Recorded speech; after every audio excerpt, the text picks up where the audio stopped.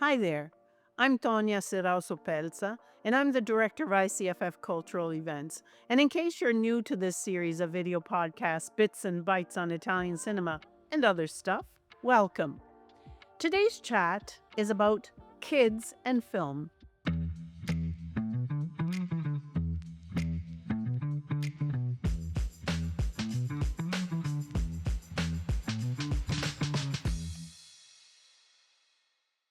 In the first week of April, the Italian Contemporary Film Festival and the Lavazza in Cool City bring to Toronto youth audiences a festival geared solely to youth.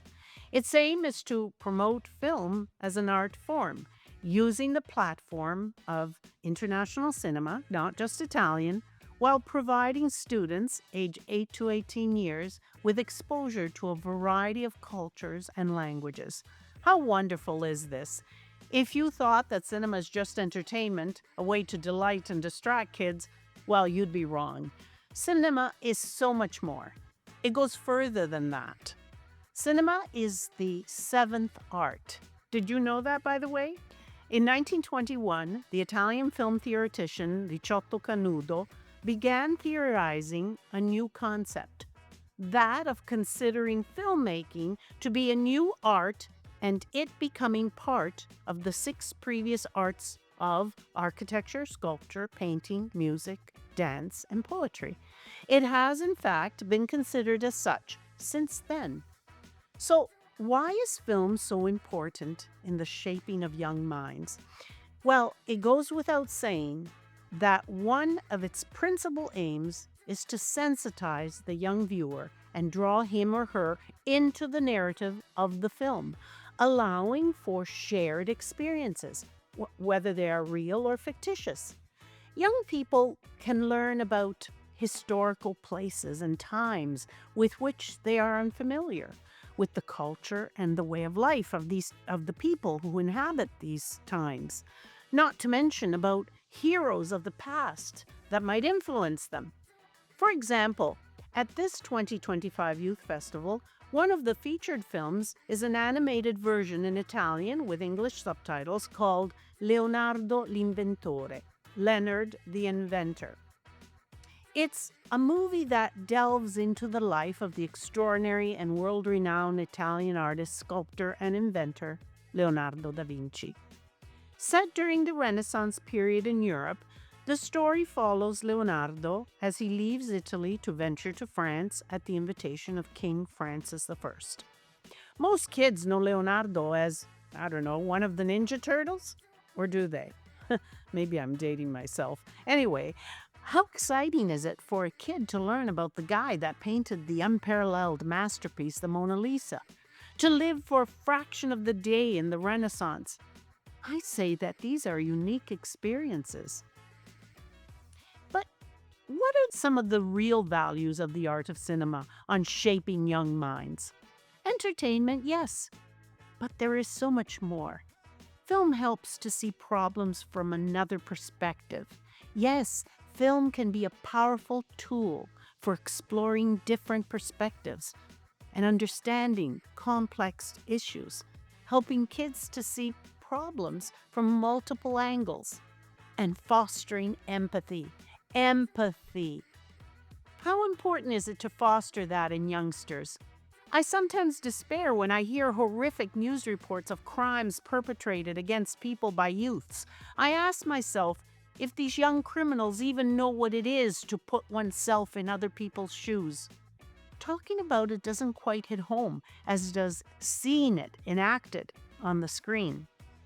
Let's stop and consider a movie many of you may have seen, the classic film To Kill a Mockingbird with Gregory Peck, and based on the Harper Lee novel by the same name.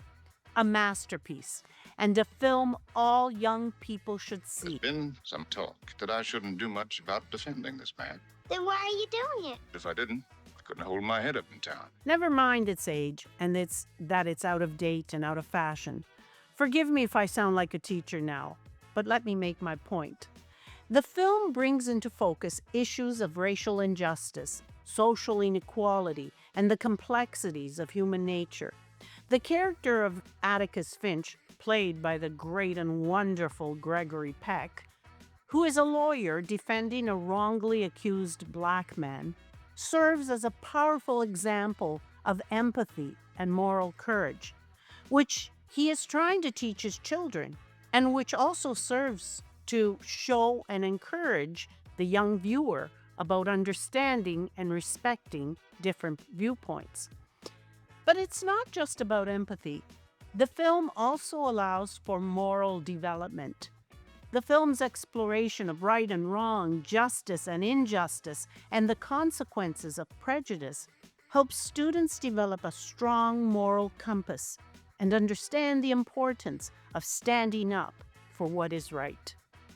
And stop and consider the role of Atticus Finch in this particular film. Any film, really, from the heroes like those from the Marvel universe who saved the world together or alone, to Harry Potter. Films can feature characters who become role models, who inspire young people to pursue their dreams and develop important values. Film is all this, and even more. Think about how it fosters artistic expression and creativity. Cinema introduces young people to various art forms and can ignite their creativity and inspire them to explore art, writing, and filmmaking. Films can stimulate imagination and encourage young people to develop their own storytelling abilities. It is nighttime in Surrey. We see an owl on the street sign Privet Drive, and the camera pans to the street with very identical-looking brown bricked houses. The owl flies away, and an elderly man with crimson robes and a long, silvery white beard named Albus Dumbledore walks out of a forest near the street, past a tabby cat standing next to what looks like a shed. He takes out his deluminator and activates it. Dumbledore zaps all the lights out of the lampposts. He puts away the device, and a cat meows. Dumbledore looks down at the cat. "I should have known that you would be here, Professor McGonagall." Just that first opening film script is enough to light the imagination of a young writer. From an educational perspective, film can encourage critical thinking by prompting reflection on complex issues and challenging perspectives. For instance, one of the other entries for the 2025 ICFF Youth Festival was Amleto mio fratello, Hamlet is my brother, a sincere and candid film about four disabled young actors who one night decide to get on a minibus that they steal and leave, causing considerable concern among their parents, the theater in which they work, and the police. Why this escape? Well, they love William Shakespeare. The four of them have learned that a famous theater in Naples is looking for a company to represent the bard, William Shakespeare. So an opportunity not to be missed presents itself. How does a film, a comedy such as this, teach critical thinking and analysis? The topic of mental health, first of all, is treated through an inclusive and respectful lens.